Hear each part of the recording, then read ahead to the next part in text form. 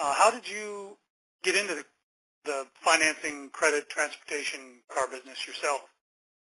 Well, that's an interesting story in and of itself, and you know, I would tell you that it was just orchestrated over a period of a lot of years to get me to this point. In the early days, I used to sell very expensive cars to folks with pretty good credit, but that were really overextending themselves with what they were buying. I used to sell very high-end cars with very high payments to people that really should not have been driving those cars, and saw some challenges because of that.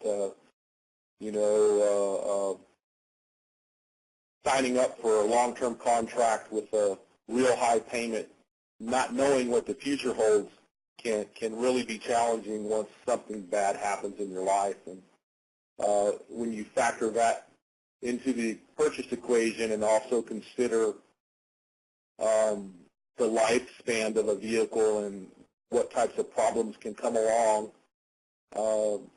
it just really sparked the beginning of opening Trey Crouch's Wheels on Credit. I wanted to provide transportation to folks that needed transportation, but I also wanted to provide that at a price that they could afford, thus setting them up for success rather than setting them up for failure.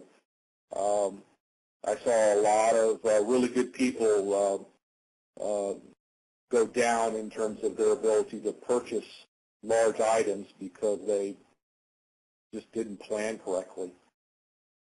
Right. Now, you said something there, set them up for success versus failure, and you also mentioned how people would overextend themselves before. I'm understanding that those kind of go together in what you're saying. Correct me if I'm wrong. So you're saying that you try to put people into vehicles now that you know that they're comfortable with. You don't try to, you know, push them into the expensive thing on the lot that you just want to get rid of. Is that what you're? Well, exactly correct. I mean, sometimes people need some coaching in terms of what they really should buy versus what they thought they wanted to buy. We try to provide vehicles that we know are going to be able to be maintained without busting the budget. We try to provide vehicles that we know are going to match the demands that the customer is going to ask of that particular vehicle. You know, a family with 4 kids doesn't need to be in a 2-door car. Sooner or later, they will become disenchanted with that. So we try to do our part to provide the types of vehicles that are going to lend themselves to being the type of vehicles that our customers are going to be able to utilize efficiently and effectively.